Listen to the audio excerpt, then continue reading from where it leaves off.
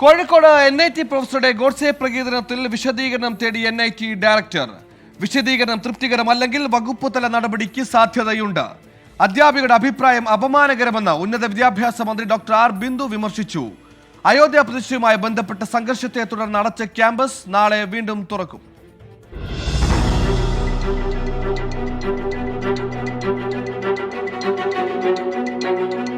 മഹാത്മാഗാന്ധി രക്തസാക്ഷിത്വവുമായി ബന്ധപ്പെട്ട Facebook പോസ്റ്റിലായിരുന്നു NIT mechanical engineering വിഭാഗം professor Shaija ആണ്ടവന്റെ Godse അനുകൂല കമന്റ്. ഗോഡ്സെ ഇന്ത്യയെ രക്ഷിച്ചതിൽ അഭിമാനം ഉണ്ട് എന്നായിരുന്നു കമന്റ്. വിഷയം വിവാദമായതോടെ അധ്യാപകയെ പുറത്താക്കണമെന്ന ആവശ്യവുമായി വിദ്യാർത്ഥി സംഘടനകൾ രംഗത്തെത്തി. ഇതിനിടയിലാണ് അധ്യാപികയെ അതിരൂക്ഷമായ ഭാഷയിൽ വിമർശിച്ച് ഉന്നത വിദ്യാഭ്യാസ വകുപ്പ് മന്ത്രി ആർ ബിന്ദു രംഗത്തെത്തിയത്. ഗോഡ്സെയെ മഹത്വവൽക്കരിക്കുക എന്നുള്ള പ്രവർത്തനം ഒരിക്കലും ഒരു അധ്യാപികയുടെ ഭാഗത്തു നിന്നും ഉണ്ടാകാൻ പാടുള്ളതല്ല. അത് തെറ്റായൊരു സന്ദേശമാണ് നമ്മുടെ വിദ്യാർത്ഥികൾക്കും യുവതലമുറയ്ക്കുമൊക്കെ നൽകുക.